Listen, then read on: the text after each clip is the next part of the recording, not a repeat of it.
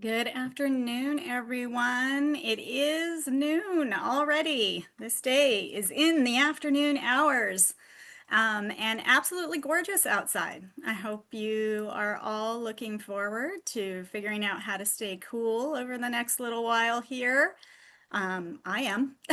I'm always excited about that. So I'm going to go ahead and we have just about one more minute before people make their way into the room. But as soon as we get to that, we'll just get started. And people will go ahead and come on in as they need to. So happy to see you all on the eve of getting into our summerness. So good afternoon. And thank you all for being here today. I am going to be recording the meeting today for those who weren't able to join us.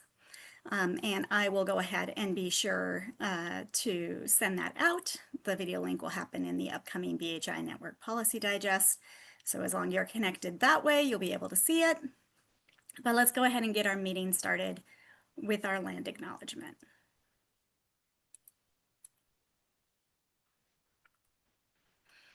We would like to open this convening by recognizing that we are in the unceded ancestral land of the Coast Salish peoples, the traditional home of all tribes and bands within the Duwamish, Suquamish, Tulalip, and Muckleshoot nations.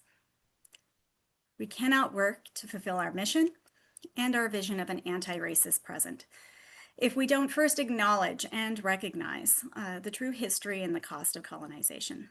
However, acknowledgement is only a first step. We urge you to engage in accountable relationships and informed actions. So first, just a few announcements. Please be sure to send me updates and info for our policy digests. Good for the whole type of news. I do look to stay informed on news pertinent to our shared priority to increase Black homeownership. And if you are not yet signed up for our weekly BHI Network Policy Digest, please do so. You may wonder why there are these references and you don't know where they came from.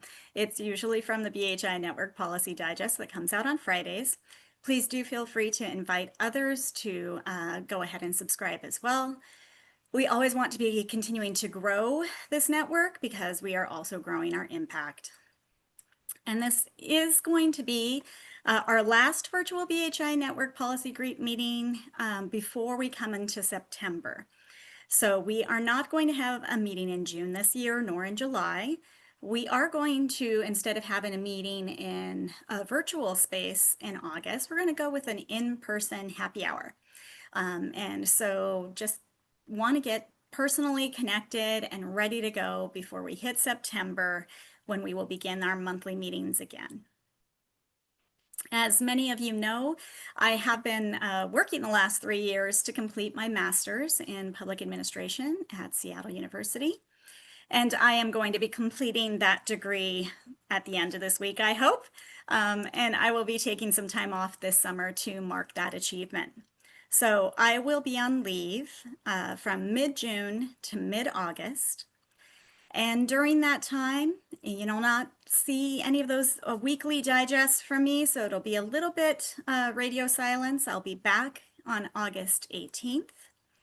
That temporary radio silence this summer will have an opportunity for us to rejuvenate because we have a very packed fall ahead of us. So that's the future, and we're currently in the present. And here in the present, we are celebrating 12 wins in our homeownership policy framework. Every year, our policy group aims to have at least one policy win, but this year we have 4 wins out of our 6 lead items, and we have an additional 8 wins in our support items. We also have a win in every concentration of effort that we aim to affect. So this is only our 3rd year with BHI, which if you're new into the room, it's only been a few years. If you have been here from the beginning, I think it's kind of hard to imagine it's been 3 years. It's going pretty fast.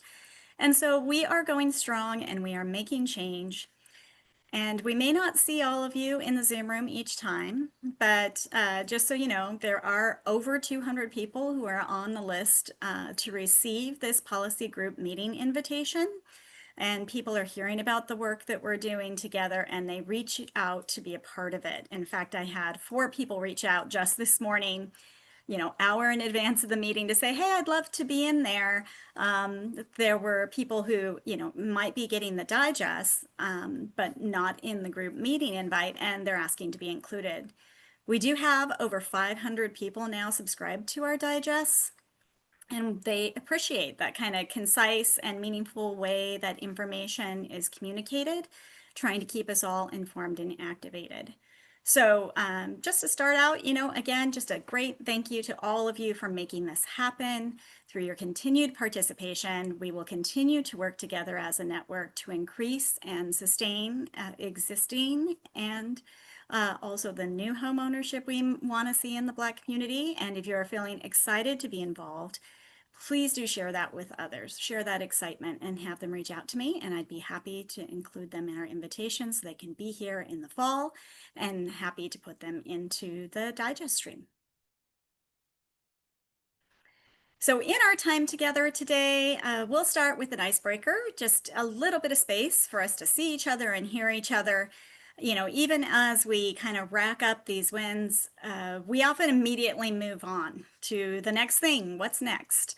But let's take a little time to share how we celebrate our wins and to center celebration. And after that sharing, we'll have the opportunity to hear a recap of all of the 12 bills that we're celebrating. We have several policy champions who will be joining us today to speak to the bills that they have been most directly involved in. And as always, at the end of the meeting here, we will go ahead and we'll have those minutes for open floor time from News for You. Since we have 12 bills to work through, it's going to be a lot of content. And so unfortunately, a lot of the events and exciting things that are going to happen aren't going to be in the formal agenda. And that is what that open floor time is for. So please step in, please use it. Please let us know about the thing that we should not be skipping that maybe didn't have to do with the 12 bills we talked about. So let's make sure that we take a little time now. We're going to get into our icebreaker about how do you celebrate your wins, both big and small. And I hope a few of you will unmute and share. And while you're getting ready to do that, I'm just going to share that while I am on my celebratory leave this summer to kind of celebrate an achievement goal, I'll have the good fortune of spending some time exploring the island of Oahu and as well our beautiful Olympic Peninsula. And I am a really big believer in making an achievement and then, planning to do something to celebrate that. Travel, time outdoors, time with friends and family. So I'm going to stop sharing my screen so we can see one another. And then I hope some of you will step up and share how you celebrate your wins, big and small.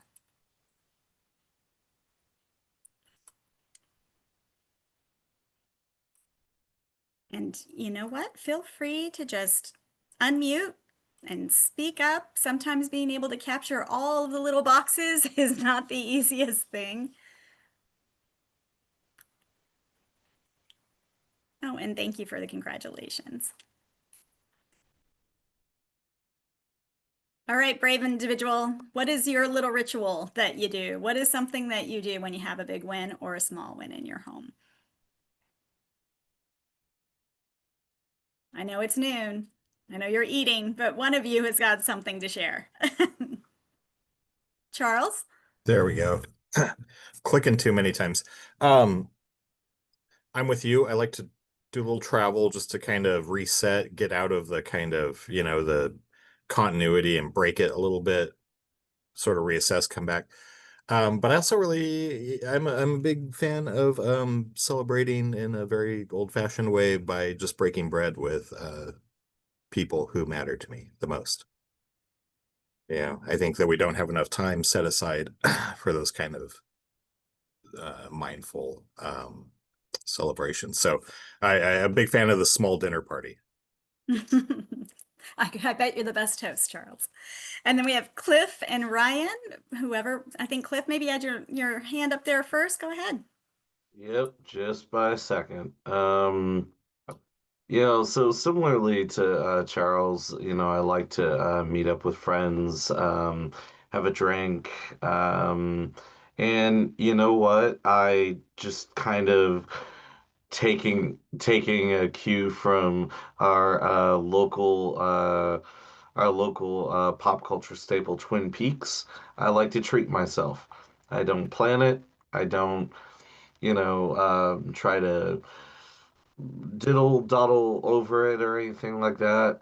But in addition to, having a drink with friends, if I get a craving for something or, just maybe it's a damn fine cup of coffee on the beautiful pier in at Pike Place, the one that just opened, and looking out at the water. So something as simple as that, or going to my favorite bookstore. So yeah, and also congratulations. Having gone through a master's program, it's rough. So right on. Yeah, I'm on fumes this week, so if I'm not quite as together today, you'll know why. You got this. Push through. Push That's through. right. Push through. What doesn't kill you makes you stronger. Exactly. Ryan, you want to share with us? What do you do to celebrate your wins? For what it's worth, I do think what doesn't kill you makes you stronger is maybe the reason why I went to grad school, and maybe it did end up killing me. So I think you're speaking. You're alive. there it is. But yeah, the joke answer to that is a nice glass of whiskey. But that's also kind of true. I have a couple of really nice bottles of whiskey that I have a tendency to enjoy, particularly after day or after successes and things to celebrate. I also do make sure to take the time to both analyze what happened and do a full debrief, but then also to celebrate that and really kind of take the team out that was involved in that and give them that space to opportunity to truly embrace the successes and the wins and be able to help elevate that because it is really important to highlight. That sounds excellent. And I think, Ryan, we've had some whiskey talk. I also keep a nice bottle or two just in case. Um, who else would like to share? I Hi, will. Loretta. Hello. So I like to celebrate by sharing the good news. So I've been out and about in the community talking about the Chaw Trailer Bill. There was just so much misunderstanding, especially in Eastern Washington, about where it came from, what its impact, who it serves, why we're doing it. And so being able to share my story, our story from the inception of how we came together in BHI and what the goal is. It's amazing how being in a room full of lenders or realtors who didn't understand it, by the end of the conversation are like, oh, I see what we're doing here. And so it's just good to be able to share good news with people that wouldn't understand it otherwise. Yeah, and I think people really love to hear that story, right? Right. Like what is the behind the scenes story that helps them feel like, oh, there's people who do this. Right. Yeah, people I know. Wow, this isn't like some foreign thing that's happening in Olympia. Absolutely. And it's always important to, be able to share those successes and how they came to be so people can really understand that they can also be a part of a process or a future success, right? All right. Well, I think we have time for one more person who would like to share. Brave human, who shall you be? Again, big things, small things. I just don't think that we do enough stop and celebrate. And really, life isn't going to wait for you. Time's not going to stop. It just keeps moving forward, as we all know and feel. So if we don't mark things, then they go unmarked. What is something that you do to help celebrate your wins, big or small? One more person who can contribute.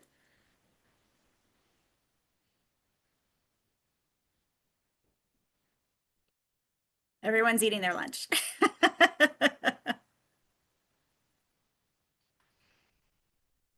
Well, if we're feeling a little quiet today, that's fine. We can go ahead and get into our business. People are here for the recap. I think we've had enough space between the end of the session to now to be able to really just kind of take a breath and be interested to put it all together. And so I'm happy to help us do that. You know, we come into these meetings every month and we want to make sure that we're creating change. And this ability to kind of recap what happens, you know, important. So next we're going to hear from Brady Nordstrom, Associate Director of Government Relations and Policy at HDC. Brady have really took a lift there in the condo reform bill and the permanently affordable condominium insurance study, 2 bills that happened to come in first time this session and came out as wins. So we'll love to hear from Brady about that for a bit. Great. Well, thank you for the introduction and thank you for the opportunity to speak today. As Bambi was sharing, my name is Brady Nordstrom, he, him pronouns, and I work at Housing Development Consortium. I am here to reflect on and just share a little bit about the condo bills that were part of the BHI agenda this year at the state. And the headline is, and I've taken a bit of a sigh of relief over the last couple or few weeks because they are signed by the governor. They are a done deal. And so it feels good to come back to you all to share sort of a final update and reflection on these bills, knowing now that they're in a good spot. So I just wanted to, before we go into sort of a recap of what these bills are, why they're important, and then what we're looking to next. I just wanted to thank everyone from BHI for pitching in. I think that this has been a theme for me over this last session, that none of this stuff happens because one organization or individual wants something to happen. It's because there's something that is wrong that a group of people recognize, and then together in different ways, everyone pushes to get that legislation passed. And that was really what I witnessed from my perspective this last year. So I just wanted to give a big thanks to all of you. And so I think that we just need to keep that going. I think that it's important to say, oh, yes, signing in pro, or doing testimony one or two times, or having a chat with a legislator doesn't seem like a big deal. But this stuff does not happen without all those small actions that sort of come together to create a bigger impact. So I'm just going to quickly go over the why did we want these bills to pass this year? Well, and I won't take a ton of time on this because I've spoken to you all in the past about this, but basically condos are a relatively more accessible home ownership option compared to single family homes and median townhomes. So like if we look at the median price for these types of home ownership opportunities, a detached single family home, and this is 2023 data from Redfin, in Seattle was $870,000. A townhome was $725,000, a little less as a median, and a median condo was $470,000. So when we talk about condos, it is as a relatively more accessible home ownership option that's using the same land, using a lot of the same assumptions, is almost always going to be relatively more accessible than a single family home or something like that. So who does this help? Well, I think for this group and many other groups, and especially with Representative Taylor, who was the legislative champion for House Bill 1403, first-time home buyers are really one of the first groups that comes to mind here. But there's also families looking to build intergenerational wealth. That's another key one. And then seniors looking for affordable options as they age. That there's many places in King County where people don't have really great opportunities to downsize as they are getting older. So there's a lot of reasons to want more condos. And as a general rule, since some changes were made in 2009, we have not been seeing a lot of condos be produced in Washington state. You can use anecdotal data, which is when you ask developers who build these sorts of products, both from an affordable perspective, permanently affordable perspective, and from a market rate perspective, they state, and this is a direct quote from a Commerce study, that they were not interested in condo development due to increased costs, risks, or previous experience with litigation. So in short, there were issues with condo liability that were shifting the balance of litigation towards people that were suing, and it became such an issue that people were just saying it's not worth it. Even if you've got a quality product, there was still risk. So the point of House Bill 1403 this year was to rebalance the condominium construction liability statutes.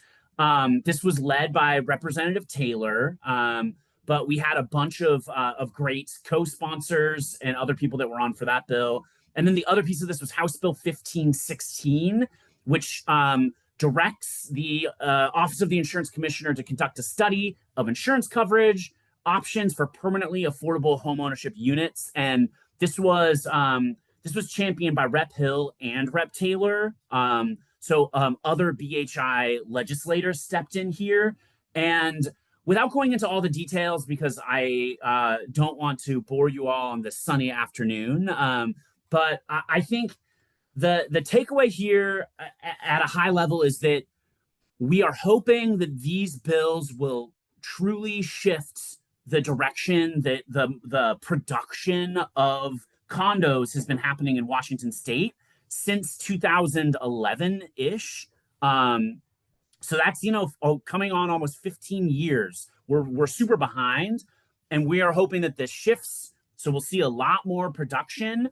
And then with House Bill 1516, that was one that some of the people in this room helped us draft. That is one with a study. And so we are going to be following up on House Bill 1516 to identify what the takeaways from the study are. And then hopefully in this next session, and I think that some of the conversations are in early stage. So don't go, this is just kind of what the early thinking is, that at this next session, that we would be thinking about what would a bill look like based on the recommendations from this study. So that's one. And then there's some other cleanup from House Bill 1403, some definitions that might unlock even more condos. But overall, I think the idea is House Bill 1403 is going to immediately unlock condo production, and House Bill 1516 is going to, in the near term, lead to legislation for permanently affordable home ownership models. And I'll kind of just stop there, because I think that overall, I think we just wanted to capture why this was important, what made them successful this year, and what is next. And so this is going to be an ongoing conversation. So I look forward to being back in, probably not that many months. It's probably going to be 5 to 6 months, where we're really going to be thinking about what do these bills look like, and are there next steps? How is condo production going over the next several years? And so this is just going to be an ongoing conversation to ultimately unlock home ownership opportunities for more people. So thank you for the opportunity to speak. Thank you so much for that update, Brady. I'm going to go ahead and reshare my screen real quick here, and hope you can all see that there. So this was Brady's first time supporting state legislation, and now he's 2 for 2 on bills. So there's definitely going to be more state legislation in his future. And we are already thinking about Rep. Taylor in a follow-up for condo, trying to think about, what can we do when people are trying to do a little bit more multifamily? So maybe thinking up to 12 units, how can we make sure that that is secure and less complicated? So thank you so much, Brady. And yes, this will definitely not be Brady's first and last foray into, into state bills. So there are others here who are ready to share more of the wins in our framework. But before they do, I'm going to just take a bit of time here and report out on 4 other wins that are in the framework. The Housing Trust Fund, the lot splitting bill, eliminating dock fee exemptions, and the Covenant Homeownership Act trailer bill. So with a new governor and a $15 to $16 billion budget shortfall estimated at the beginning of the legislative session, we knew this year's budget process was going to be complicated, and it was. The legislator took on the shortfall challenge by introducing a slew of progressive revenue bills, but they soon faced opposition from the governor and business groups around the intangibles 1% wealth tax, and also a bid to remove the 1% property tax cap. So after many twists and turns and shiftings of numbers, the final revenue sources included in the budget were a B&O tax, an updated sales tax on tech and digital advertising and nicotine, capital gains and estate tax changes, a Tesla tax, and Senator Frame's meticulous work to find ineffective and obsolete tax preferences that in their repeal are alone going to add $1 billion into the revenue over the next 4 years. So the legislature did what they could to minimize shortfall impacts to essential services, and they shored up the rainy day fund to prepare for the uncertainty that will certainly be coming from Trump's federal skinny budget, a budget that will certainly slash and burn any semblance of a social safety net and leave states with a heavy burden to carry. So this year's budget wasn't perfect, and no budget is going in. It's not going to give everyone what they want, and not everyone is going to be served. But in the end, housing did pretty well. So we had a record-setting $605 million allocated to the Housing Trust Fund, $72.5 million of that for homeownership dollars alone. And all that homeownership, anytime within the budget line items, there were homeownership projects, they were all fully funded. So these were record levels of support. And this is an indication of how we as BHI together are really driving home the importance of homeownership as a housing solution, and that it is being heard.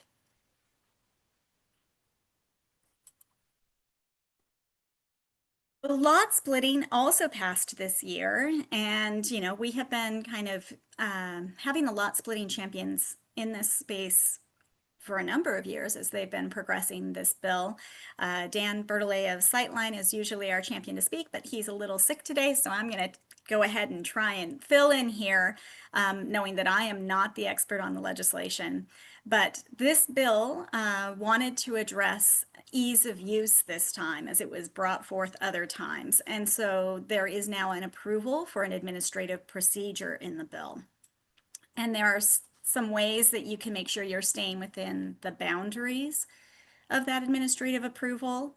Only having one lot split, being in a residential zone, considering a displacement mitigation strategy if there are renters involved in what you're doing, the availability of your sewer and water, and then access and utility rights, and whether or not you're in a space in which there might be some critical environmental areas or a buffer around those areas.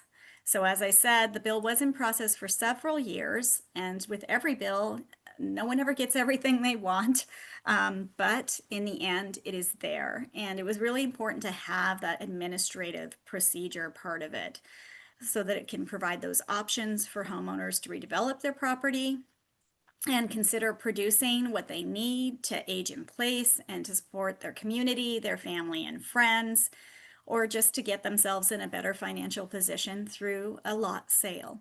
So this is a real big change for our state, and is really creating a possibility for impact from individual homeowners to help address our housing shortage, to bring in possible opportunities for new first-time buyers. And of course, the edge of opportunity in some communities is always going to have a darker side. And one thing that we had always talked with to bill champions and sponsors about lot splitting is that there was always going to be a concern that there could be some predation on homeowners in formerly redlined areas. And that was always a concern that we were expressing about this. And I'm sad to report that we are already starting to see some of that behavior. in the Central District in Seattle. So Black Legacy Homeowners is connecting with the Attorney General's office to try and get some accurate information out there to Seattle's Central District homeowners so that they can take advantage of the positive opportunities that lot splitting will provide and protect themselves from predatory behaviors from those who want to misinform and try and use the opportunity to take advantage of people. So again, always something that's in the soup there, something that we're all very much aware of as we concentrate on Black homeownership. And, you know, there's a lot of work going on to be able to try and create the possibility for people to understand what this law means for them, what possibilities it might provide, and then also making sure that they are safe from predation and misinformation. Is there the lots, excuse me, the residential zones? Is that's defined at the local level, right? Because in the case of for example, most of the high risk of displacement zones, if you follow the map, it overlays exactly with the redlined areas. And so redlined areas that continue to get battered by these kinds of policies are overlaying with the MHA map, which forces residents of those areas to pay the highest fees if they want to add units to their property.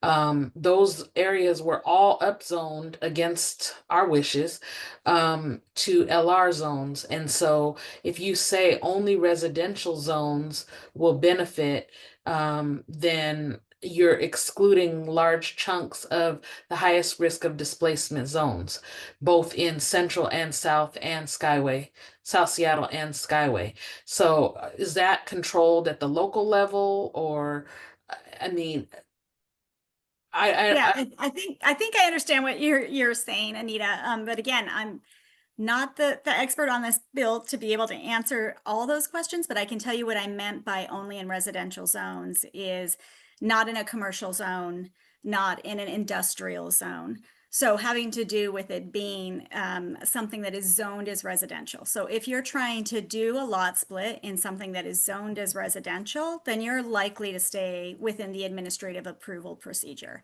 If you were trying to do a lot split outside of a residential zone, then the administrative procedure would not be something that you would likely be approved for. And you might have an appeal on your application because you would have to go through a more complicated procedure. Because we're dealing with different literacy levels and different levels, it would be great to just keep the language consistent. Like how you just said it is much better than residential zones, because my mind went to NR zones versus LR. Yeah. No way, not getting into all the acronyms, that's for sure. You know, and if Dan was here, I think it would be a little bit more of a well, I'm just asking a detailed report out. And I'm just asking you to like change the slides to say areas zoned for residential use or something like that, just so that when we're doing this activism work, we're not, you know, circling the wagon too many times. We are able to just say, well, the intent was this, and, you know, here we go. So yeah, that makes really sense. helps me. Absolutely. Thank you.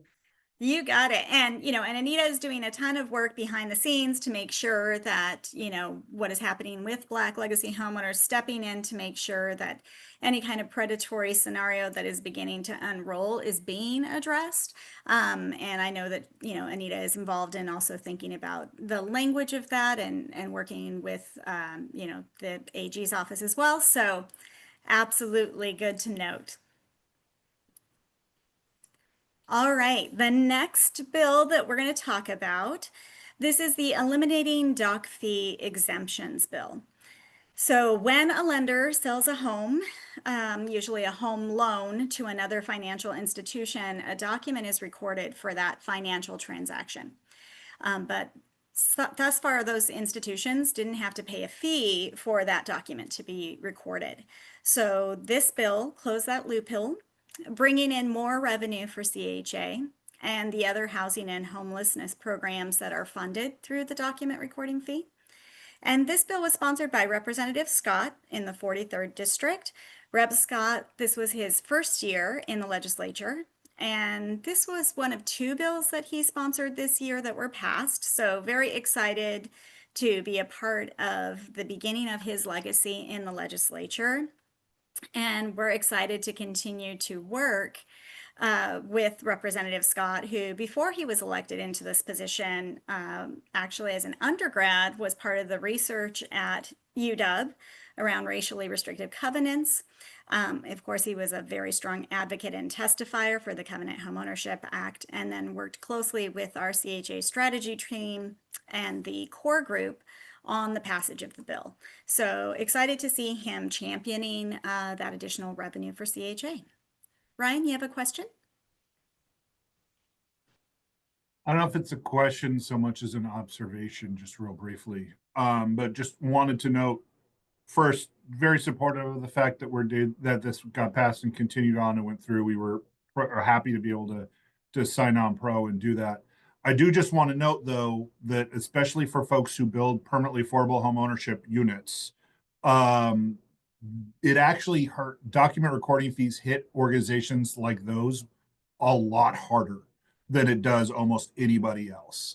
Because when we're dealing with multiple funding stacks and we're dealing with different things, each additional piece of the funding stack means an additional document recording fee gets charged to the tune of sometimes up to 7 times as much in document recording fees than a typical than basically somebody who isn't having to do all those different types.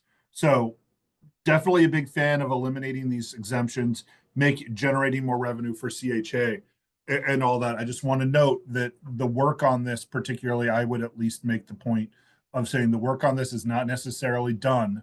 This is a good thing, and we've been glad to be a supporter of this and really be part of the team pushing this. But I just want to make sure that we don't think, oh, cool, it's all done now, because it's still very difficult for affordable housing home ownership providers specifically to be able to meet or to be able to continue to do this. We do it anyways because it's the right thing, but just want to note that. Yeah, and I mean, I think that's completely relevant in this space, right? There's always more to be done, right? And the thing with every bill that happens is in the process of the bill, there are things that are left out. There are things that are going to be a next step. But one of the positives and negatives about legislation, one of the positives is that, you can always come back again. And you can tweak and you can think about whether or not the intent of a bill is actually being implemented the way that that intent is.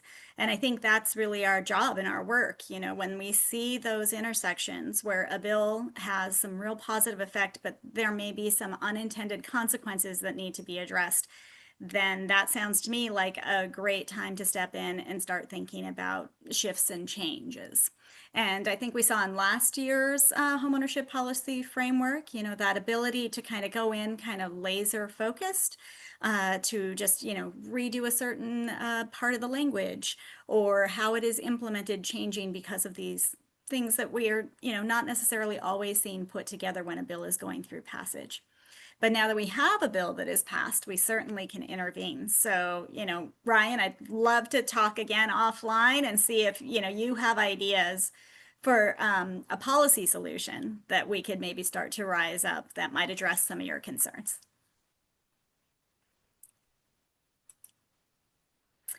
All right. So next I'm going to talk about the Covenant Homeownership Account, the ACTS trailer bill. So you recall that in 2023, we originally passed the CHA. In 2024, we came back in the short session to get a budget proviso to increase funding for buy-in for developers so they could be a part of the supply solution. And also to initiate the idea of how do we scale up and actually get first-time home opportunities. This year, we came back to address the trailer for the actual bill, where we're looking at the recommendations that were in the study of the bill and beginning to try and move that forward. So this was certainly a sign of the times When these few changes to the existing Covenant Homeownership Act that were pursued in this trailer bill resulted in a total of 27, yes, you heard that right, 27 unfriendly amendments. 15 of them heard during a House floor debate that clocked in at 5+ hours of basically doublespeak. And all 15 House floor amendments also failed. All 27 unfriendly amendments failed for that matter. So, the Senate did show a little bit more decorum by introducing just 5 unfriendly amendments and taking a little more than an hour to have them all fail. But the twisting and turning did continue as these 2 simple changes became so much more convoluted. And these were really challenging committee executive sessions. They were challenging floor debates. And in the end, 2 very important changes to the homeownership program will go into effect on July 27th. On July 27th, we will have the opportunity to see an increase in the area median income threshold eligibility to go up to 120%. And then loan forgiveness after 5 years for those who bought their home while at 80% AMI or below. So these are life-changing expansions to a program that has already created 400 new homeowners in Washington State. And looking at who those new homeowners are, 70% of them are Black households. Our housing shortage isn't going to be ending anytime soon. And these home buyers who were impacted by housing discrimination are attempting to become a homeowner in a very difficult market full of bidding wars. And it is a harsh truth that this assistance is too little too late for these homeowners to see that equity windfall that will be coming to those who benefited from segregation. But all this being said, this is the tool that we have. It is a groundbreaking first in the nation tool, something we're all very proud of, and it is changing lives every single day. So the Covenant Homeownership Program does provide stability. It provides a way to begin to build wealth. And with 400 loans now closed and another 700 in the pipeline, it has become a beacon of hope to many. And I just wanted to make sure that I thank all of you for making that hope a reality through your advocacy, both in 2023 when we passed it, in 24 when we reinforced the intent, and in 2025 now when we have taken recommendations from the study and had the ability to increase the effectiveness of the bill.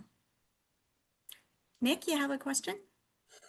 No, I just wanted to underscore what you said. The debate on this bill was really eye-opening, I think, with a lot of, I would say, dog whistle language used, if not outright over-the-top racism displayed, particularly on the floor of the House of Representatives. So just an extra, just adding a little extra importance to the, to the importance of this legislation and the importance to be judicious in how we push stuff, so that it is, we get the best out of it that we can, because I think that, again, the debate on this was really reprehensible, and shocking, I think, to everybody who watched it. And maybe in retrospect, shocking, but not altogether surprising, with, a lot of rhetoric and a lot of questions about the programs that absolutely wouldn't have been there if this was serving a white population.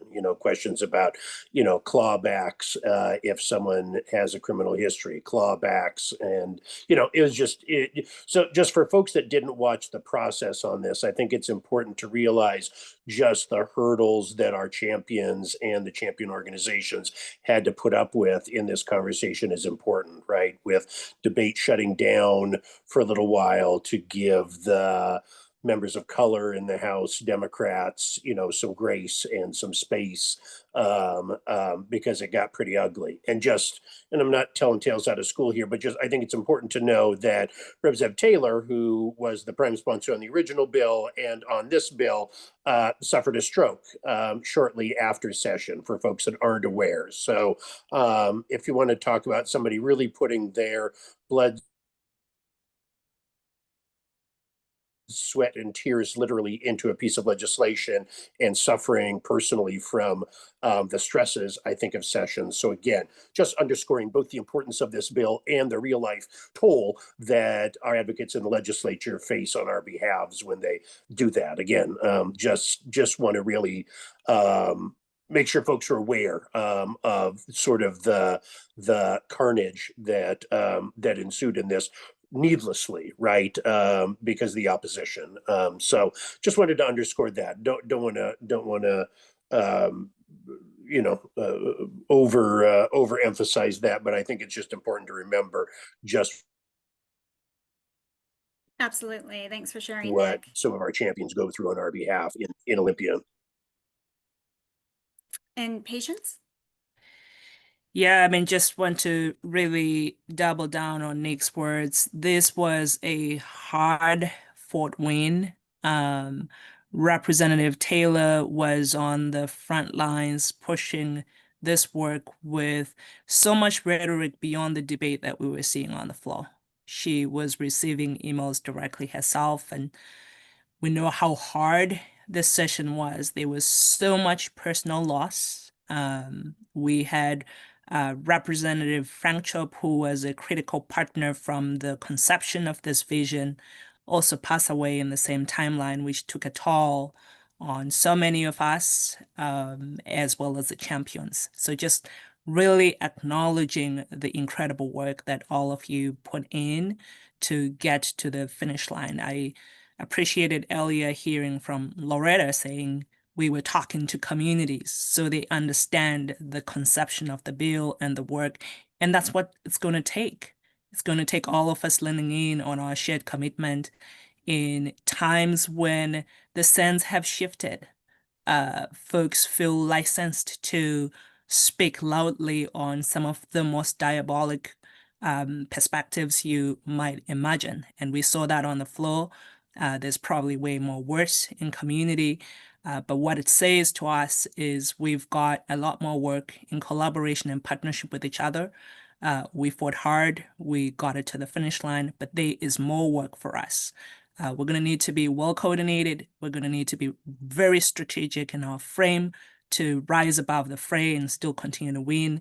And appreciate that we are lucky as a state to have all of you who leaned in this work in the ways that you continue to do. So thank you. Thanks for that, Patience. And Anita, some remarks quick? Yes, these pictures make me a little emotional. So, there are lots of different academies out there. I've been organizing for probably 30 years, and there are a lot of academies out there like the Freedom School or different academies that focus and zero in. Like, I have been getting messages from the tree folks and all the things, right? I wonder if there's a way that we can, if there's an appetite for Black Home Initiative or the Housing Development Consortium to fund a community academy for organizing. I hear all the lobbying and the hard work that went into this, and the blood, sweat, and tears, literally, that went into this.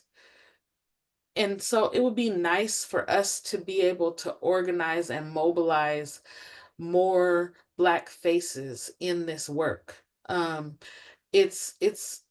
It's one thing to be able to report back to community, hey, this great work is happening, and here are the people that are working, while you're working your 9 to 5, they're working theirs, right? And doing this work. But I think there's another layer of people that want to make sure that that effort is supported. by showing up in the best way they can. And so I know that those academies have worked in the past. I've attended like communities that care and asset-based community development and all the things. And those things really do work so that one person like Rep Taylor, or I'm not taking away any of the work that everybody here contributed. I'm just saying, but to the point of getting physically ill at a young age, because you're doing your work, we can all help shoulder some of that burden. And I know the Black community, just from the work that I've been doing in support of this work, really wants to show up too. They just don't know how. Like even me, I didn't even know that residential zones versus a acronym of a zone are different things. And so being able to teach us ways that we can engage and support, I think is really, really something important we should consider for the future. Absolutely agree, Anita, and definitely something we have always hoped to have on our wish list. So, those listening in who might be able to fuel that kind of work, absolutely connect with us. And Anita, thank you again so much for always stepping in and being that intermediary, that person who can communicate those needs so that we can act on them. Yeah. So, Really profound with just jumping in, Bambi, to say, Mhm. Anita, what you shared is what Richard Rothstein had to say the last time he was in Seattle, to say that there's got to be ways that we are in our own community continuing to share the model, cultivate more actors, mobilize people in a profound way. So there's a day there for us to come back to and think about how we operationalize it. Absolutely. And again, love these photos, and they're also, mixed emotions when you see them. Rep Taylor was in the ICU in stable condition for a while, but she has now returned home to recover. Patience was able to connect with her last week, and we hope that you will join us in sending her healing thoughts as she takes time to recuperate. She is a stalwart BHI champion. She takes our 7-point plan as a roadmap to change, and she's doing everything she can to make sure that we, work together for Black homeownership. And we're very fortunate to have such a champion in our midst. We'll continue to support her and the entire community in any way we can. So, Year of Housing 2.0. If 2023 was the year of housing, then 2025 would be that 2.0. Outside of the 23 bills that we're tracking for our homeownership policy framework, there were many other bills moving around the needle in housing. And our job as the BHI Network Policy Group is to consider those bills that most likely increase Black homeownership. So we are laser focused on that policy proposition. And following all of the 23 bills is a bit of work. But, we're not looking to compete with the superhuman like Paula Sardinas at Washington Build Back Black Alliance. She's the only person I think I know who actually has all the bills in her head because she's an advocate in the class of her own. But we know that you are a renter before you're a homeowner. And we understand that other housing bills have an impact on Black homeownership. So I present this list of other bills. These were other bills that passed this year, evidence of the significant year it's been for housing. And last but not least, there were bills in our framework that did not make it through passage. Will all or some of those bills return in 26? We don't have all those answers yet, but we will be connecting with bill champions during the interim. So do please reach out to me if you are active on any of those bills, and we'll stay connected.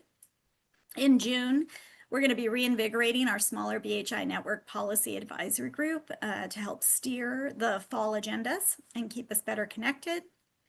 We're expanding BHI on the east side of the Cascades, Thurston County, and there's much work that's happening in Pierce. We want to be sure that we're bringing those voices into this work.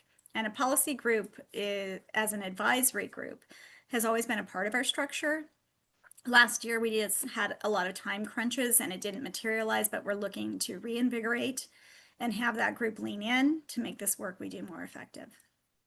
I also want to announce that we'll be working with the governor's team this summer to think through a short and long-term housing legislation plan that will be sure to bring our BHI priorities into.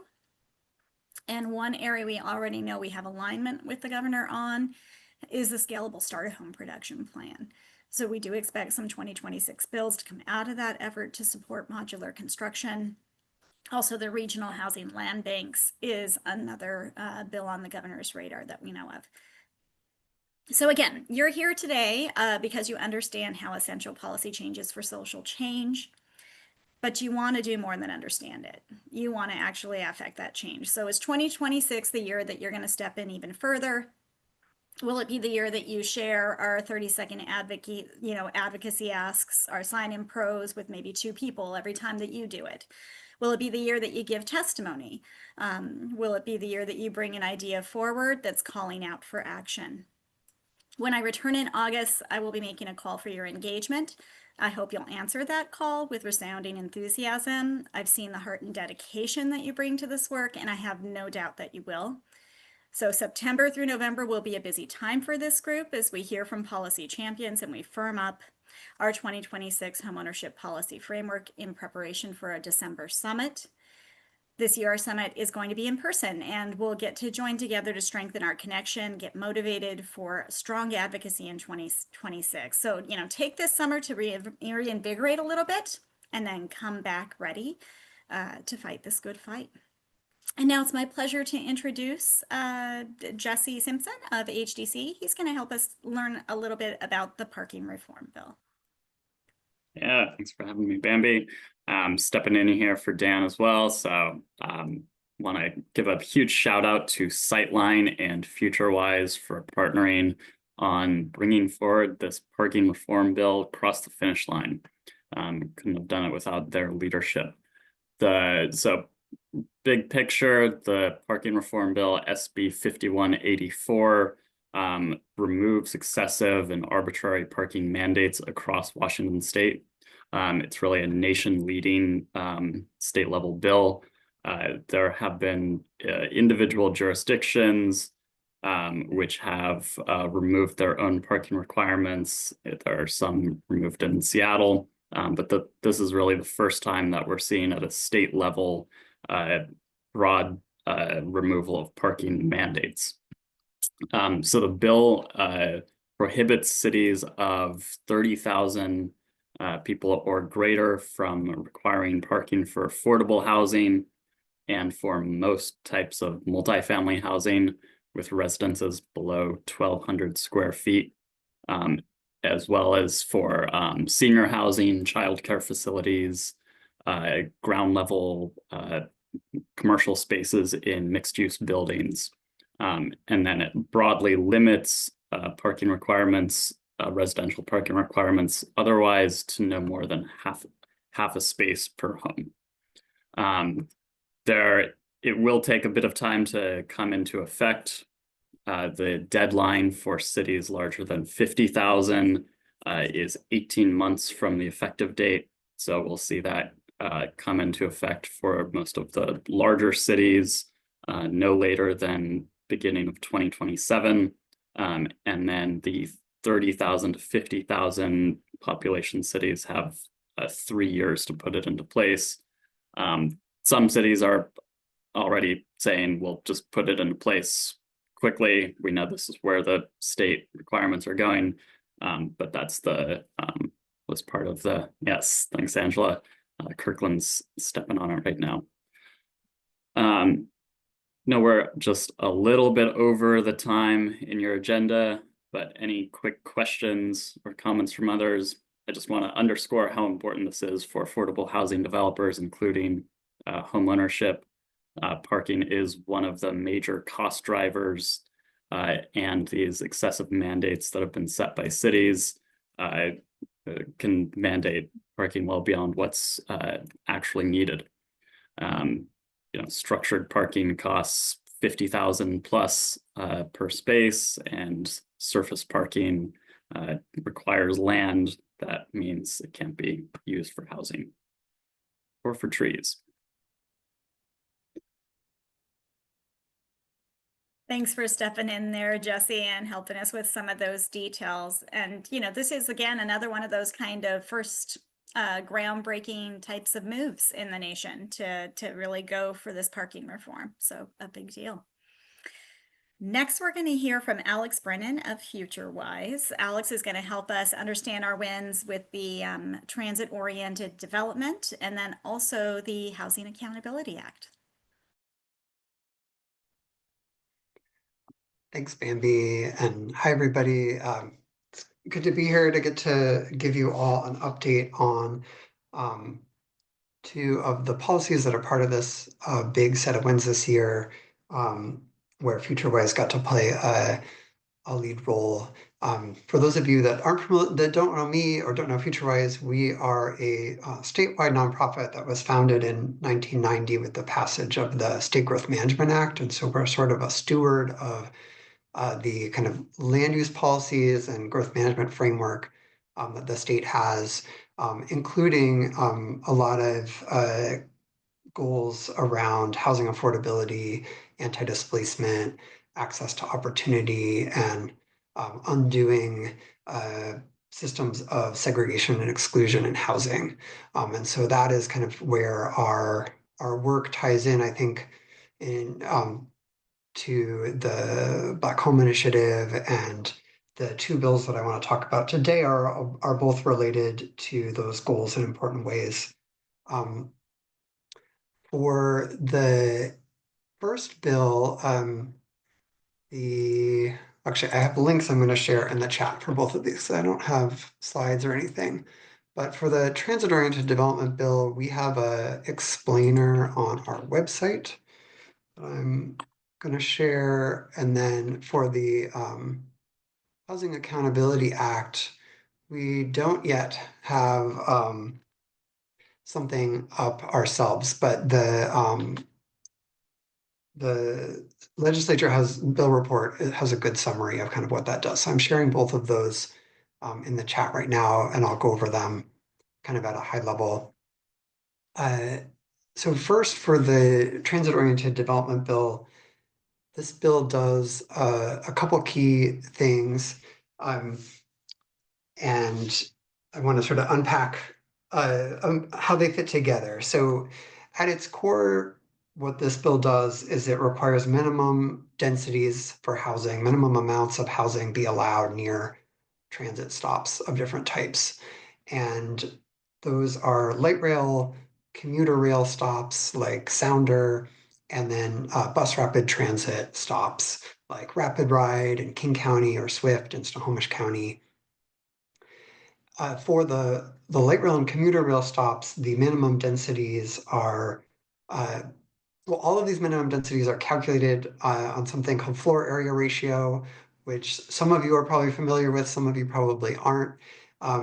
It's basically a number that's proportional to the lot size. So for the rail stations, it's a minimum floor area ratio of 3.5, which basically means you can build square footage that's 3.5 times what the lot square footage is.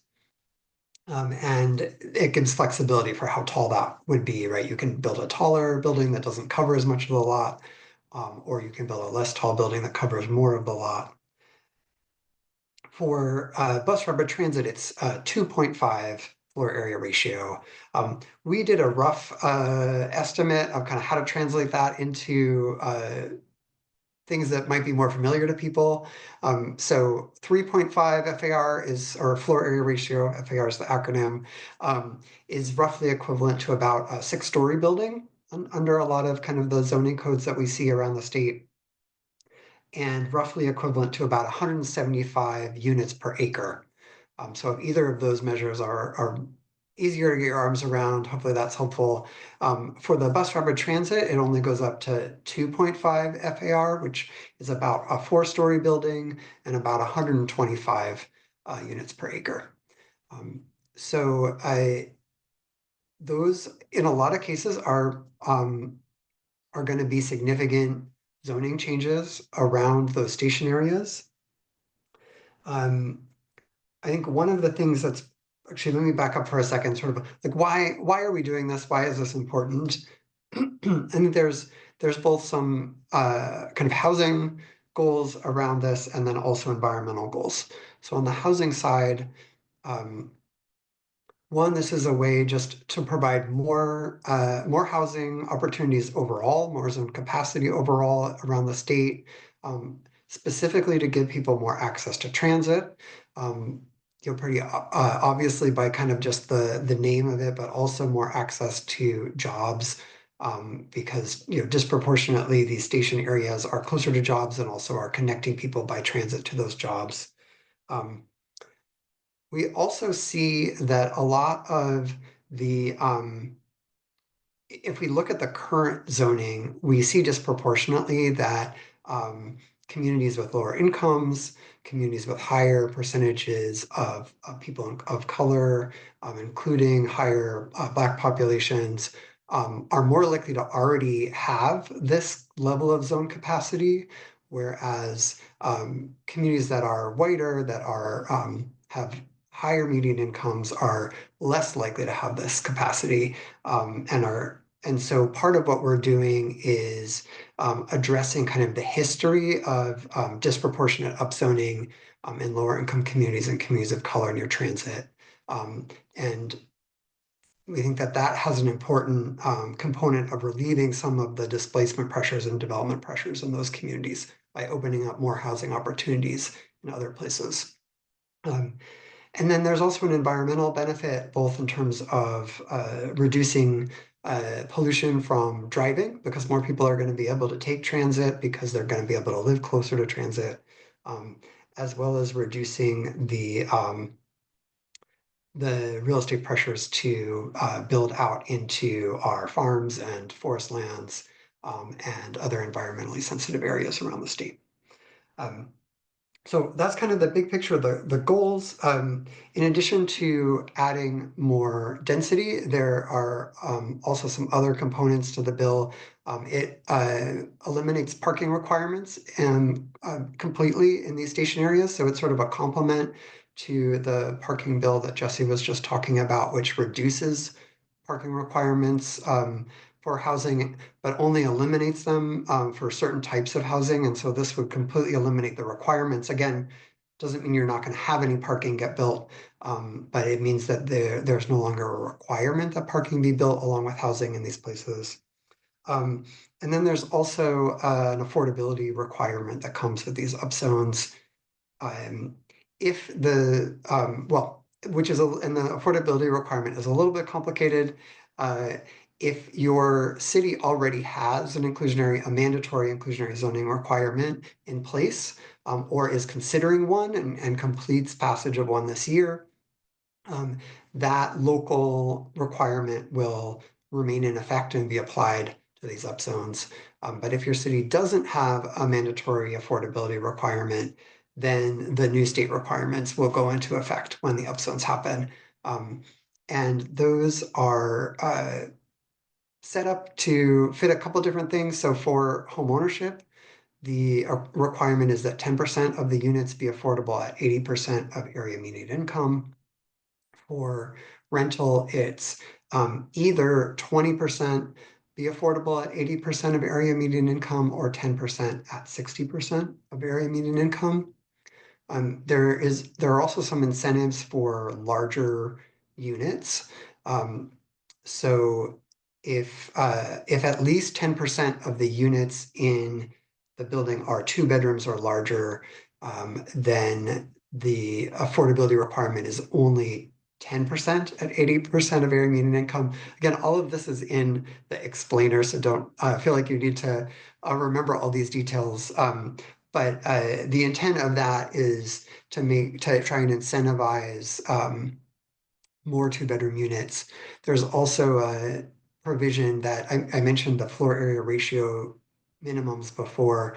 The other thing that is in the bill is if you are building a 3-bedroom apartment as part of your apartment building, the square footage of that 3-bedroom apartment is exempt from the density requirement. So you could essentially build an unlimitedly tall 3-bedroom apartment building or a condo under these new provisions. And I think as many of you are familiar, we're really not seeing a lot of family-sized housing in new multifamily construction right now, and haven't been for the last decade or so.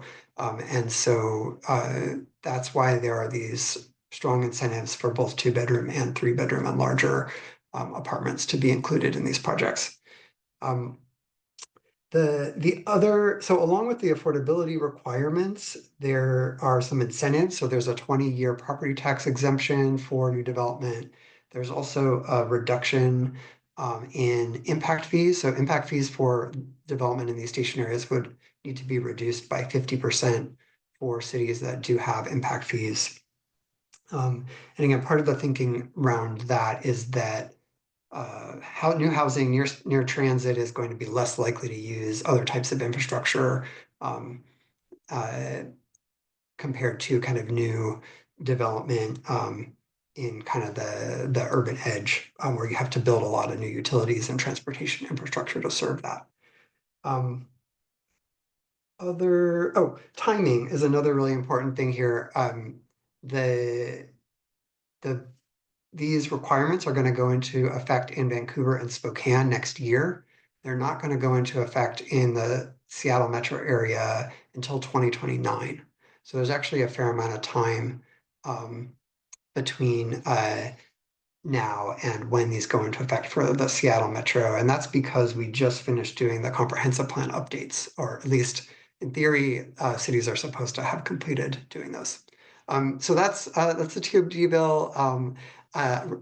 Really quickly, I'll touch on the Housing Accountability Act as well. So we have a wide range of new planning requirements for housing and housing affordability, including an update to well, I won't go into the details of those requirements, but requirements around planning for affordability at specific affordability levels, requirements to identify high-risk displacement communities and implement mitigation measures, requirements to identify histories of exclusionary zoning and undo those exclusionary policies, as well as requirements to identify barriers to housing at different affordability levels and remove those policy barriers. One of the challenges for these new requirements is the enforcement mechanisms. And so the Housing Accountability Act is a new enforcement mechanism to try and increase the ways that we can make sure that cities are actually making these changes. It gives the State Department of Commerce the ability to pick up to 10 jurisdictions each year to do an audit of, to see if they are meeting these new requirements. And if they do not meet those requirements, then essentially to deem them out of compliance. And with the State Growth Management Act, which means that city can't get a variety of different state funding. There are a variety of different types of penalties that can be implemented by the courts or by the governor. And there's also a new provision in this bill that essentially during the period of noncompliance, any affordable housing project that's being proposed that meets certain affordability criteria outlined in the bill, that cities have to allow those projects to move forward. So it's sort of an affordable housing builders remedy for those of you who are kind of familiar with that concept. And so this is the first time that we really have direct state agency oversight and review of comprehensive planning, because right now the primary mechanism for accountability is through the court system.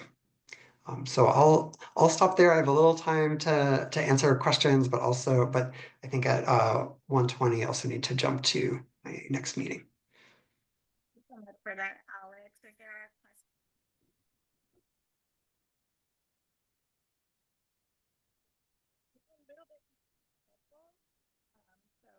Hey, Bambi, we can't hear you. Can't hear you. Bambi, Yeah. Can you hear me now? Can you hear me now? Yes. Yep. Okay. Now we can hear you. I have one microphone, but but for some reason it turns the one microphone off and then makes me say I want it again. I was going to say, Alex, we'll have questions put in the chat because we are running a little bit behind time for that. But thank you so much for helping us understand those a little bit more. We have 3 more wins in our framework to just kind of touch on. And we have 3 more champions in the room who would just like to take a few minutes and do their thank yous and let us know what's happening there. We're going to start with foreclosure prevention services, making sure that that was funded this year. And Denise is going to give us a quick shout out about it. Hi, everybody. Yes, I am just here to let everybody know. I know we've had lots of updates about this bill, but the bill was finally signed by Governor Ferguson on May 20th. I know there were, some advocates who were part of the stakeholder group that worked on that bill that were able to attend. I think Mark, who's here, was one of them. I know everybody is really excited to have this bill pass and see increased protection for homeowners who are facing foreclosure from their HOA. And, there'll be some more specific timelines and notifications and some more rights for those homeowners that weren't there before. And then also there will be some, an education campaign for the members of the HOA boards so that they understand what the new rules are. I know Commerce is putting that together. I know that there's, outreach going to be happening around that. I also know that the foreclosure prevention safety net partners are all working on sort of what the process will look like for when these homeowners get referred. If they call the hotline, then what happens? And so everyone's sort of working on getting ready for the policy to start to feed into practice. That's very exciting. The bill also created a funding source to support foreclosure prevention service providers like the hotline run by WHRC and housing counseling, which is provided by several different agencies across the state, and then also legal aid and the mediation program, which is housed at Commerce. And then enforcement, which is housed at the Attorney General's office. So that's really exciting. Funding has been pretty unstable for a number of years. It's been creating challenges to be able to provide, to have enough staffing to be able to provide the services. And so happy to say that we are ushering in a new era for foreclosure prevention.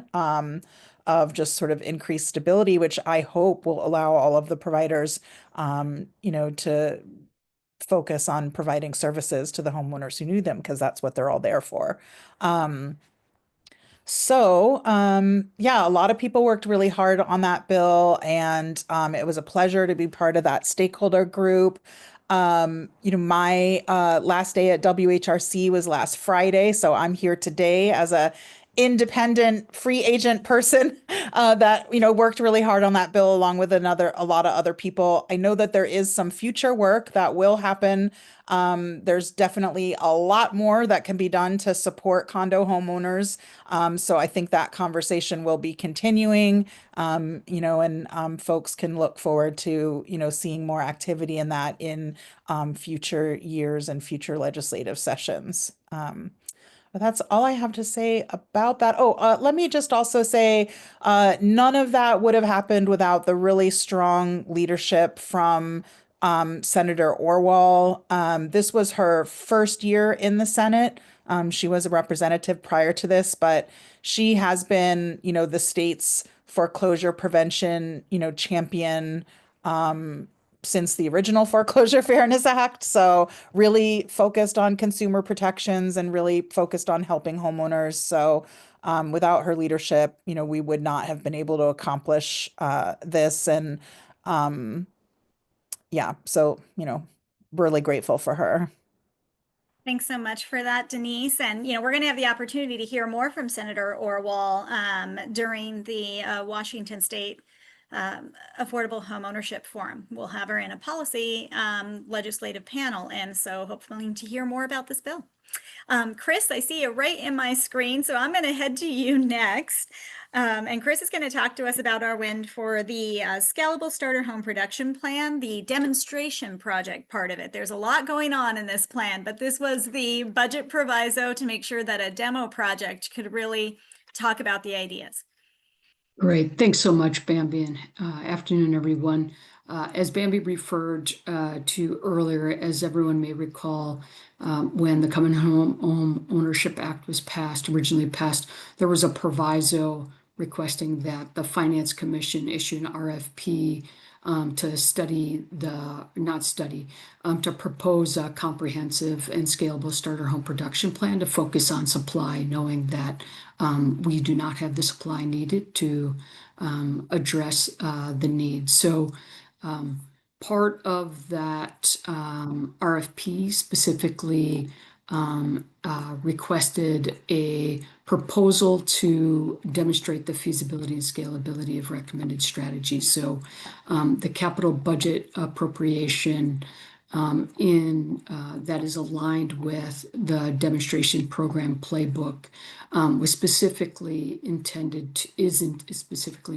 to demonstrate and document in an open source approach to starter home development that would be available for all developers. And in particular, the $1.75 million that has been appropriated is around developing a building system and documentation for doing a comparative build of side-by-side approaches from off-site traditional stick build as well as volumetric modular.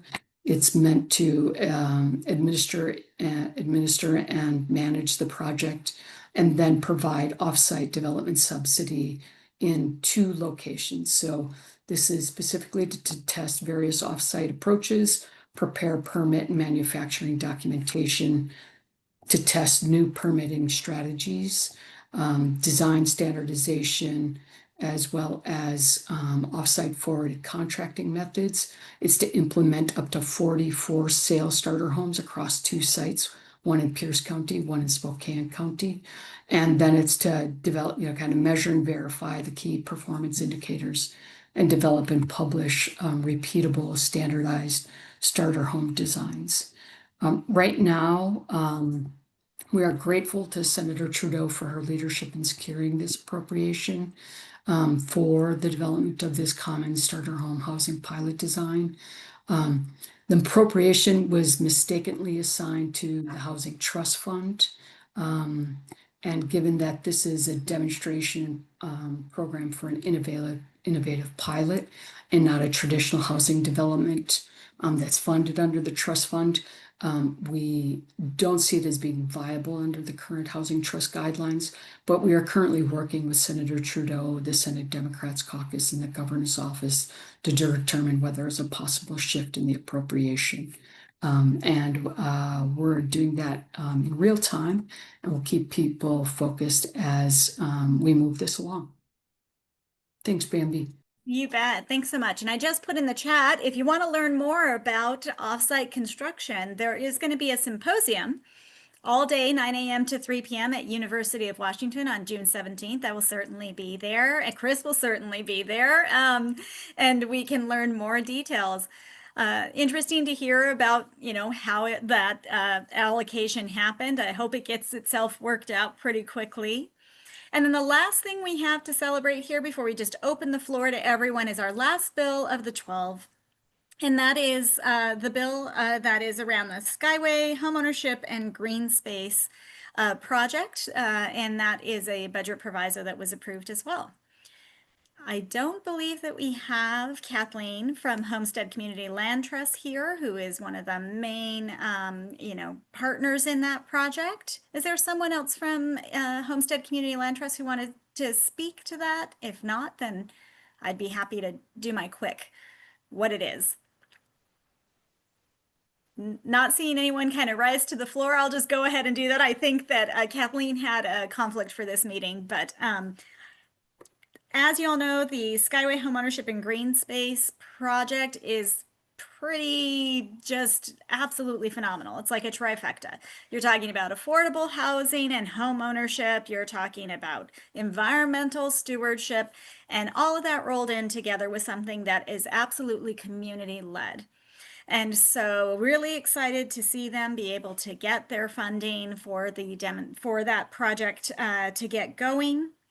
And again, as I said earlier, you know, we had the luck of homeownership projects that were in the budget getting support, and this was another one of those. So a great win, and looking forward to hearing so much more as it begins to develop and take off. It has been a busy hour together, hour and a half, a lot to digest there, and so much connecting that I feel really, really grateful for. I'm opening the floor now. If there is news from you that you would like to share, please do. Just as I had stated real quickly before, we do have an upcoming June 3rd event. That is the Washington State Affordable Homeownership Forum. It is going to be a virtual event this year to make that barrier free. And so I hope you will choose to tune in. That is going to be a great event, so much to learn and talk about. As I did say before, we will, Patience will be moderating a legislators panel. So we will be hearing from Lieutenant Governor Heck. We'll be hearing from Senator Trudeau. We'll be hearing from Senator Orwell. We'll be hearing from Senator Bateman. So, you know, an interesting conversation to hear another version of recap, kind of from the mouth of those right there in the middle of the action. So that's one reason to tune in, but there are many others. Is there anything else anyone would like to share before we head out into this sunny afternoon? Anything we should know that's happening, we don't want to be missing, something that's good for the whole? I do. Great. Hi, Michelle Lambert, King County Homeownership. I wanted to announce that we have a new addition to our staff. We are fortunate to have Spencer Fain. He is the PPM 3 in home ownership for King County, and this is his first meeting. Sorry to put you on the spot, Spencer, but I had to. Welcome, Spencer, and we're excited to see you in the space, and you know, hopefully we'll be seeing you down the road here. You must be excited to be working with Michelle because she's fabulous. So today is his first day. you can do it. You can drink from the fire hose. It will eventually get turned down. All right, thanks for that announcement. Anyone else want to take a few minutes and share anything with the group?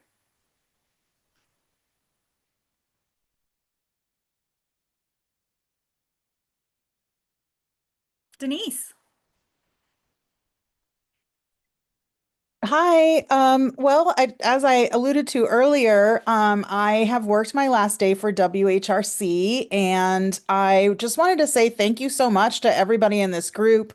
It's been really exciting to be part of BHI, and in particular for me, the policy work. I feel like, you know, it's frankly bad policy that has created the discrepancies and disparities in access to home ownership for Black people in the United States. And I, you know, really feel like it's an important part of, you know, correcting and creating more equity. So I always love working with this group. I hope to continue to participate as a citizen activist in coming years. I'm going to put my contact information in the chat for my Gmail. If anybody wants to keep in touch, like, please feel free to reach out. Please, you know, if there's like advocacy actions happening, I would love to, you know, be informed all about that. So anyway, thanks. Thanks for sharing your news with us, Denise, and going to be very, you know, odd to not be talking to you about WHRC. I know you still will be talking because you're an advocate for their work, regardless of whether or not you're the executive director at the moment. And you're certainly not going to get out of the policy scene. You know, and Denise is such an amazing collaborator, has done so much work with us, is a member of the kind of core group for Covenant Homeownership Act, making sure that implementation is moving forward. And I'm sure we will continue to see her leaning in many ways. She's not getting that far away. And best of luck for your future. Well, we are just a few minutes towards, you know, the 1:30 stop sign here. We're certainly welcome to head out, but if there is one more person who might want to share something with this group, you know, please do. And Nita there.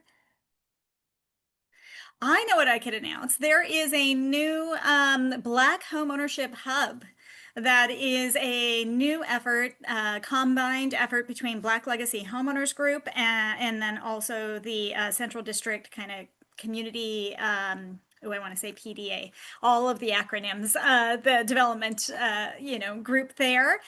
It'll be very exciting to see what that group can do as a hub, and super excited to have our Sustaining Existing Homeowners group here at BHI really connected in that work, and really looking forward to seeing that integration happen. So this is another outcome of kind of being a network of networks, right?